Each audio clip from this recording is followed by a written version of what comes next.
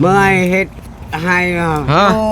เมื่อยเฮ็ดให้โดยว้าวนี่ได้นะคือว่าเมื่อยแท้หาโกยโกยเนาะจกเอานำไล่พูดไล่ไปนี้เนาะไปพุทธไล่ต้องไปห้องพุ่นบ่ต้องเอามันมิกเฮ็ดนางชิลินนะเฮ็ดนางชะได้ปลาเลยเลี้ยงอยู่นี่ก็ได้พอคันว่านี่เฮาสิแนะนำบอกจะเด้ออาเดียเด้อเพื่อความปลอดภัยเด้อผ้าผลมันตกแห้งเนี่ยผ้าเดื่อมผ้าดังบ่มานอนก็ได้หรอกบ่มีไผมาลักเอาดอกแล้วบ่มีแต่ว่าเขาปกไว้เรือซ้ำนี่เนาะเรือซ้ำนี่แหละมันก็ลายเรือนเลยพี่น้องเนาะ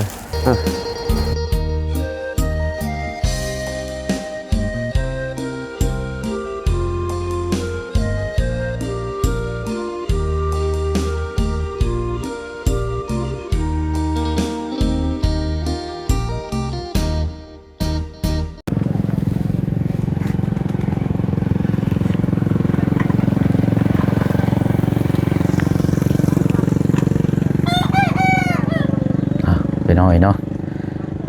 มากับฟ้ากับฝนมื้อนี้กับพี่น้องเอาแท้เอาว่ามื้อนี้ก็บ่ได้ยอมแท้ๆเนาะปกติแล้วพี่น้องเนาะฟ้าฝนตกลงกับใครแน่เป็นหน่อไม้เป็นหญ้าเป็นหยังก็พอได้ปงออกมาพอได้อยู่พอได้กินแน่เนาะพี่น้องเนาะเอาถือว่าตัดภาพมาช่วงค่อยค่ำลงแรงพี่น้องเนาะอยู่หน้าสถานที่หรือว่าอยู่หน้ากระตูบของทางอาเดียขึ้นมารอบนั่นกับบ่ได้พบเจอทางอาเดียเลยพี่น้องเนาะมายามใดกับบ่พบบ่เจอข้อว่าไปหาอยู่หากินเฮ็ดให้เฮ็ดสวนเรากับพี่น้องเนาะมามื้อนี้น่าจะพ่ออยู่ดอกพี่น้องเนาะผู้งมเงยอยู่หนึ่งข้าวหนึ่งน้ำบ่รู้ว่าจังใดเอาเนาะทักทายสบายดีและสวัสดีพ่อแม่พี่น้องเบิดสุขุสุคนคือเก่าคือเดิมพี่น้องเนาะเปิดภาพเปิดกล้องมากับมาติดตามเคสของทางอาเดียเนาะระหว่างรอเดืองบ้านขึ้นซ่านนี่แหละพี่น้องเนาะจากมือใดวันใดสิได้มาดำเนินการไม่มันนี่โมเมนต์คดเบี้ยวปานไม่ขั้นบวยเวิร์ดเราบอกพี่น้องเนาะว่าผ้าผลกระตกใช่ช่ำกระตูบแล้วก็เดียวเบิ่งไก่ก็คือเซ่อันนี้กันเนาะคือสีล่มแท้นี่ผู้หลังคาอันนั้นก็จึงปึงอยู่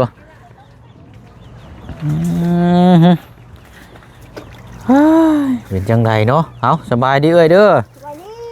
โดยเอามียังเฮ็ดยังนะอาบน้ำบ่อาบน้ำโอ้กำลังสิอาบน้ำโดยเอามาเบิ่งทางนี้ก่อนเนาะได้เนาะผ้าฝนตกมาเปื้อนแท้นี่บ่เดี๋ยวเอาอยู่มื้อนี้เนาะโอ้ยนึกว่ามาย่ำไรกับบ่พอดหนึ่งเข่าเตเว้นแท้นี่เนาะโอ้เอาสบายดีทั้งอาเดียเมื่อยเฮ็ดให้ฮะเมื่อยเฮ็ดให้โดยว้าวนี่ได้นะคือว่าเมื่อยแท้หาโกยโกยเนาะเป็นยังไงเมื่อยโอ้หากะมาในบ่มื้อนี้กะมาแล้วเราบ่ให้นะแล้วเชียร์ยายังถ่ายจากชักก่อนโมชักให้เดือดแต่ท่ออันชักเขาบ่ดิเนาะเอาอย่ามาทางห่มพี่ก่อนโอ้ยโอ้ได้นี่เนาะ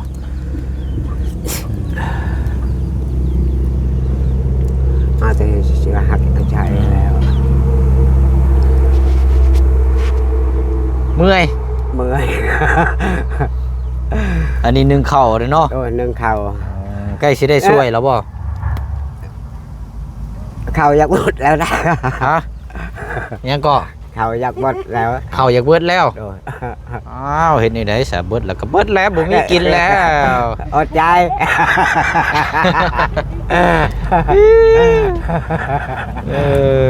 เขาจงส่งเขามาให้เห็นบ่มื้ออื่นเจ้าไปบ่ปั๊บเฮาแต่เบื่อแต่ให้โอ้ยคำแล้ว4 โมงปลายเจ้าเมื่อฮอดเฮือนเจ้าไปแล้ว เบื่อแล้วเนาะ โดย เห็นในได้ซะ บ่เฮาเอาเพียวเฮาเอาไปอายบ่ได้ทานี่มันหายแล้วนี่เมื่อแต่ค่ำอยู่แต่ไห้นี่ โยไผมาถ่าเนาะ โดย มา2 รอบกับบ่พ่อ 3-4 รอบกับบ่เจอโยเมื่อแล้ว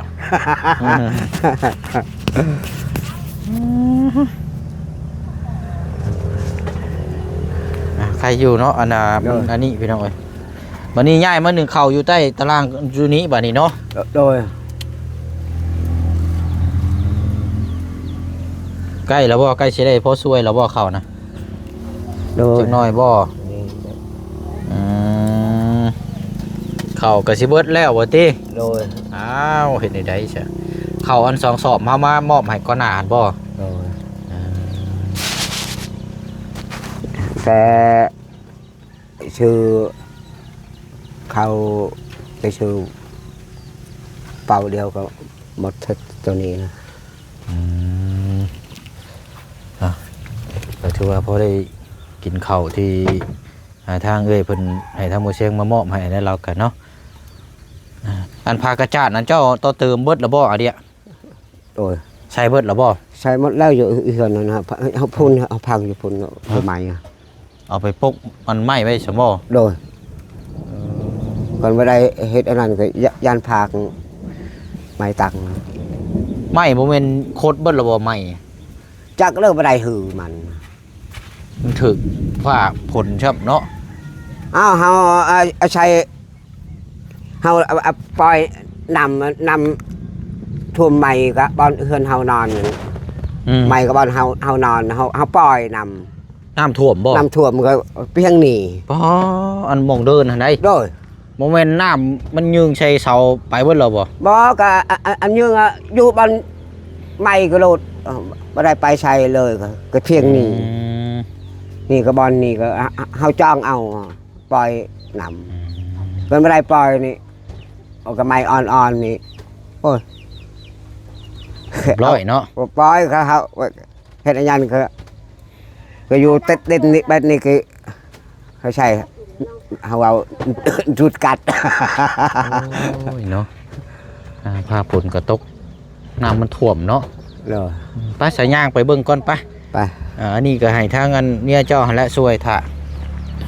นี่เบิกนี่เอาเห็ด เฮ้ยก็บ่ใส่ในเกือบนะ ก็ขาดแล้ว เกือบขาดแล้ว เลย อ้าว เอาเชิงโอ้ยเมื่อยครับอะไรไปใช้ว่าเขาอยากนอนบ่ เมื่อยอยากนอน คิดเบี้ยงเมื่อยหลายเนาะ โดย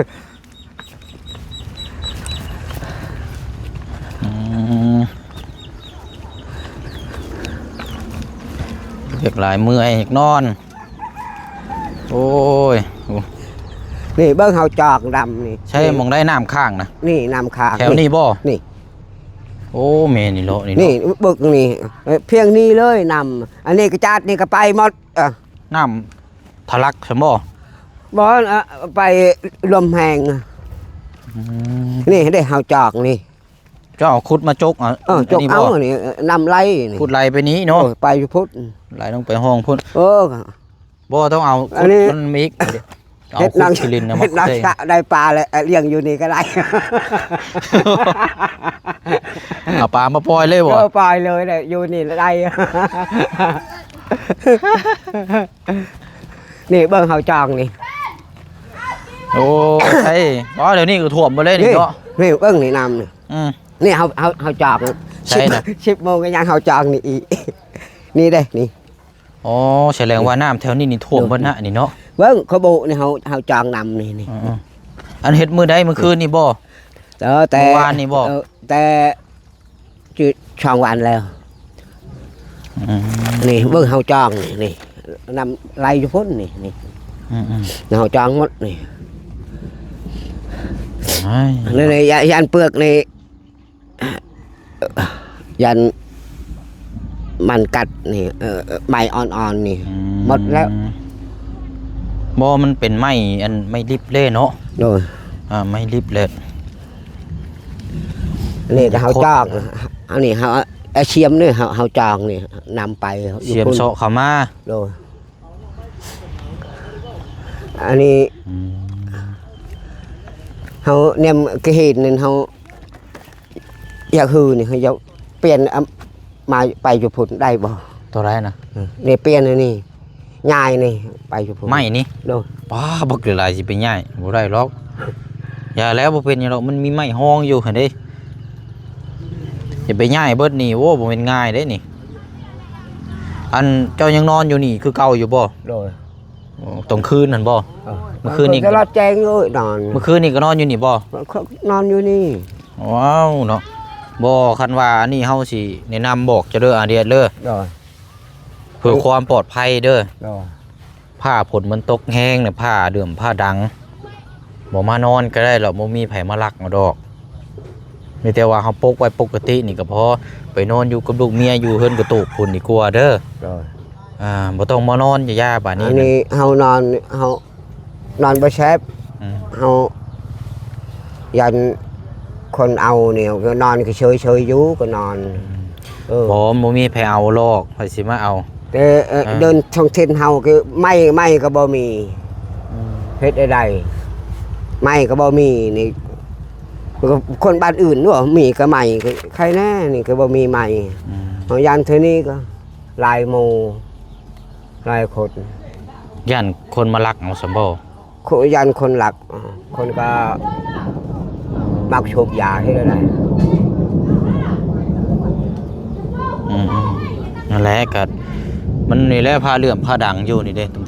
ต่ำอยู่มีแต่ว่า กันกันบ่มีพันตกอันนั้นนี่เฮาไปจอบ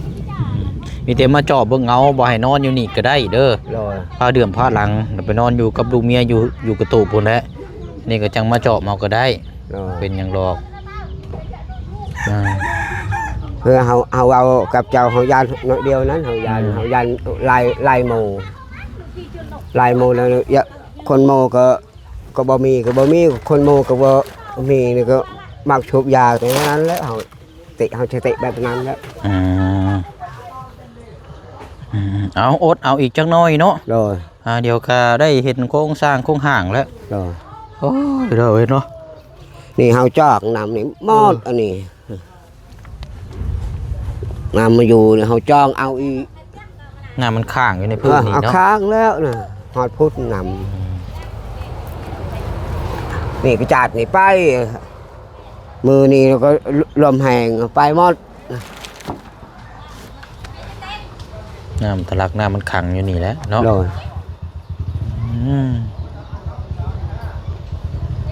อันเสื้อผ้าเจ้ายังมีพอได้ใส่อยู่บ่มีหลายอยู่บ่ เชือกพาเนี่ยเชือกพาชิบพื้น คือว่านะว่าให้ตอนนั้นนี่จะคือบักได้หลายบ่ได้ใส่บ่ ก็ได้ใช้50 แต่ว่ามีอยู่แม่นบ่ มี แต่ว่าหากบ่ได้ใช้เนาะ บ่ได้ใช้ ยังเก็บไว้อยู่แม่นบ่ โดย เพราะว่าเฮารู้สึกว่าก่อนหน้านี่เฮาก็มามอบให้แล้วถุงนึงเนาะ โด บั ย กได้หลายตอนนั้น โดย ก็เลยว่าถามมื้อก่อนว่าเฮามีเสื้อนี่ฉันก็เอาไปให้คนอื่นเนาะ โดย ไม่ให้คนอื่นใช้ซะ โดย ว่ากับครอบครัวอยู่3-4 หลังคาอยู่นี่ก็มีเบิดอยู่เนาะ โดย คนน่าก็เคยมอบให้เพิ่นอยู่พี่น้อยอันนั้นแหละการฝนตกแห้งเจ้าก็บ่ต้องนอนยามื้อแรงเด้อ โดย ผ้าเหลื่อมผ้าหลังมามันเปี้ยงมาเนี่ยบ่อย โดย ลอยได้มื้อใดซะอันนี้นะเพิ่นมาแจ้งอยู่บ่สร้างสิมาเฮ็ดดำเนินการอีกจักมื้อ อันนี้คือมันเว้ากันมีฉากนี่โมไปเฮ็ดกันบ่มีฉากนี่อยู่เสียก่อนบ่มีเฮ็ดโมเฮ็ดแล้วมันเว้าก็แล้วเฮ็ดบ้านไทยนั่นเฮ็ดเฮือนมันก็ฉากเฮ็ดมันแล้วแต่อยู่พุ่นก็เฮ็ดอยู่นี่มันเบา แต่ว่ามื้อใดเพิ่นสิมาเฮ็ด จักน้ำมันเอาเว้า ยังบ่ทันได้แจ้งบอกบ่ ว่าได้แจก โอ้ เฮาเว้าโหชื่อมันเฮาเว้ามิดโอ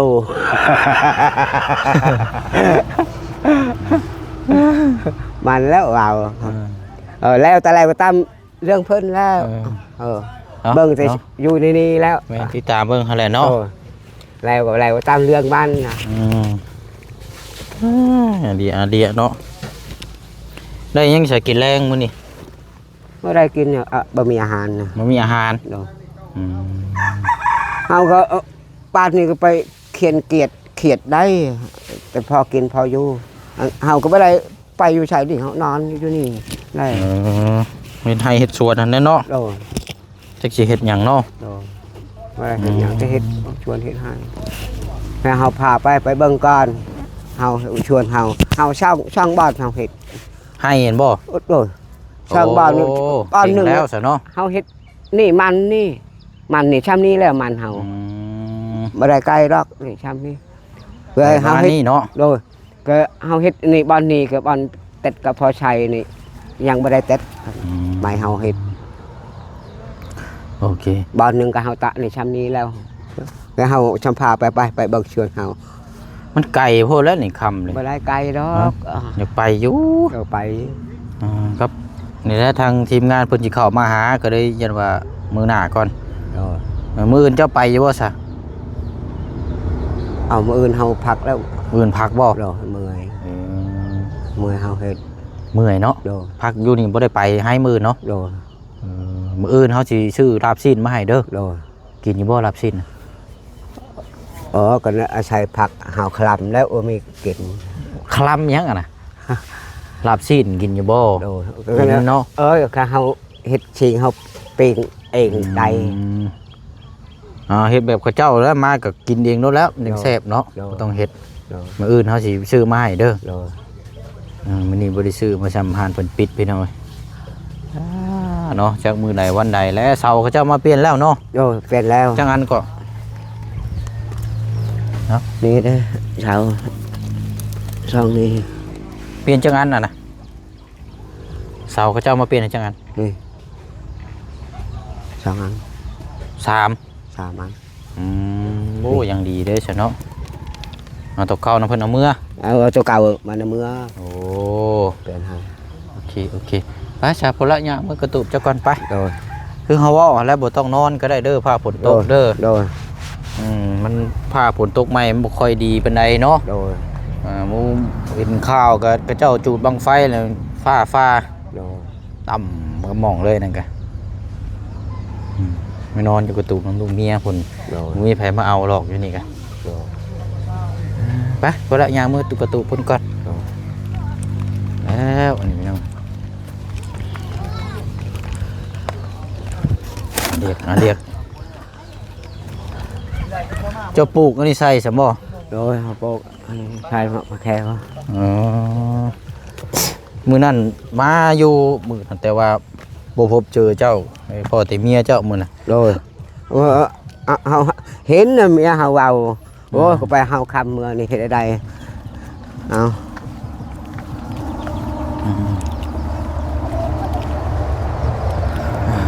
เนาะติดตามเบิ่งนำกันหั่นละพี่น้องจักสิมื้อใดวันไรสำหรับทางบ้านเฮือนซานเราก็ว่าพี่น้องก็รอติดตามนานอยู่ตอนนี้กันว่ามื้อใดวันใดแบบนี้ก็คือว่าเอาได้พี่น้องมันก็บ่มีแนวเว้าแนวถามจะสิว่าจังใดยังบ่ทันชัวร์อยู่เนาะ โดนนี่ก็โอ้ยพันตกนี่เปลือกมดนี่ น้ำท่วมเนาะ ดูมอดนี่ด่างไผ่นี่ก็บ่ได้เต็ดเลย12 โมงเฮากินข้าวคืนนี้ เอ้าแท้กินเลิกแท้ โดย กินข้าวหลายรอบแท้ โดย ย่าง นี่แหละ ลม ข้าวอายไห้นี่ ใช้มาเบิ่งอยู่หาเบิดละบ่ นี่ เรือซ้ำนี่เนาะ โดยเรือช้ำนี่แหละ มันก็หลายเรือนเลยพี่น้อง โด เนาะ ย มาอีกประมาณ3-4เทื่อเนาะ โดย ก็เบิดแล้ว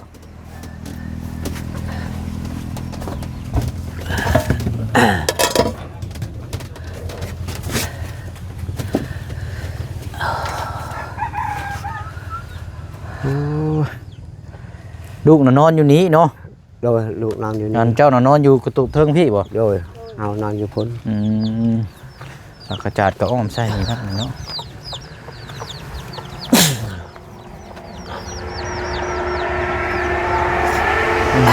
อันนี้อาชัยอันนี้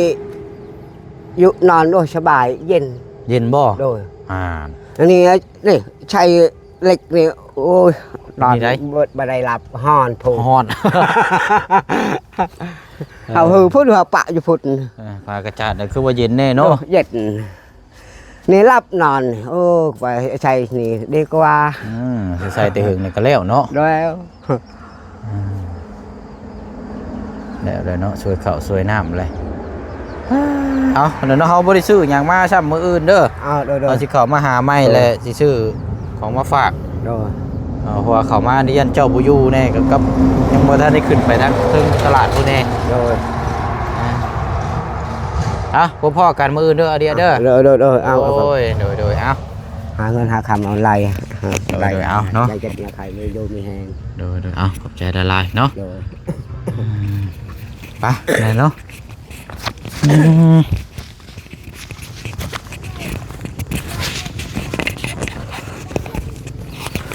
เนาะนี้เราก็เนาะ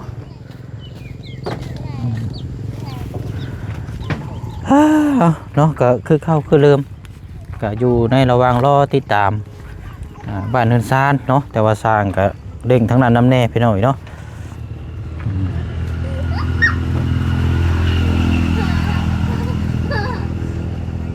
ไปตามนั้นแหละเนาะทางบ่เสียงก็สิได้ล่ำลาพ่อแม่พี่น้องไปอีกคือเก่าคือเดิมโอ้สบายดีล่ะ เจ้า มาจะใช้นี่นะไผเอาให้นี่ เมื่ออาจจะ ไผเอาให้นี่นะ นี่ บ่นี่ไผเอาให้ โดย โดยมาขอเด้ นี่ มาเอามาเบิ้นฮะ ว่านับ เอามาให้ข่อยเบิ้นฮะ มวยบ้าน มาเอามาขอเอามาเบิ้นฮะ มวย ไปเมื่อเจ้าบัดนี้ บ้านมวยง่ายซื้อ โอ้ยใส่เฮือนเจ้าอยู่ใส่เฮือนอยู่ใส่เฮือนลูกอ่ะว่าหยอกเด้อว่าหยอกเด้อไปเพื่อนกับสติบ่ค่อยดีเนาะพี่น้องเนาะมาตลอดได้มาเฮือนอันเดียวนี่แต่ว่า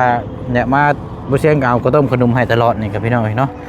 เพิ่นก็ทักทายตามที่คนเคยเห็นกันเนาะประตูน้อยทางระยะนี่ก็เนาะปุ๊บกี่ล้อนี่ เอาตามนั้นแหละพี่น้องเนาะเดี๋ยวพบพ่อกัน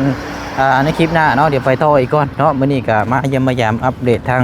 อะไรเนาะก็บอกด้วยความปลอดภัยคือเฮาฮู้กันนี่แหละพี่น้องเนาะฟ้าฝนตกใหม่ฟ้าก็บ่ค่อยดีปานใดเนาะเปรี้ยงป้างมานี่โอ้ยพี่น้องเนาะแห้งแล้วก็เลยบอกเราแนะนำว่าให้นอนอยู่คอนไม้เนาะไปนอนอยู่กระตูกลูกน้ำเมียซะบอกความปลอดภัยเนาะเอาล่ะพี่น้องเนาะมีแต่ว่าคลิปนี้ก็สิลาไปก่อนพบพ่อกันในคลิปหน้าบ๊ายบายเด้อพี่น้องสบายดี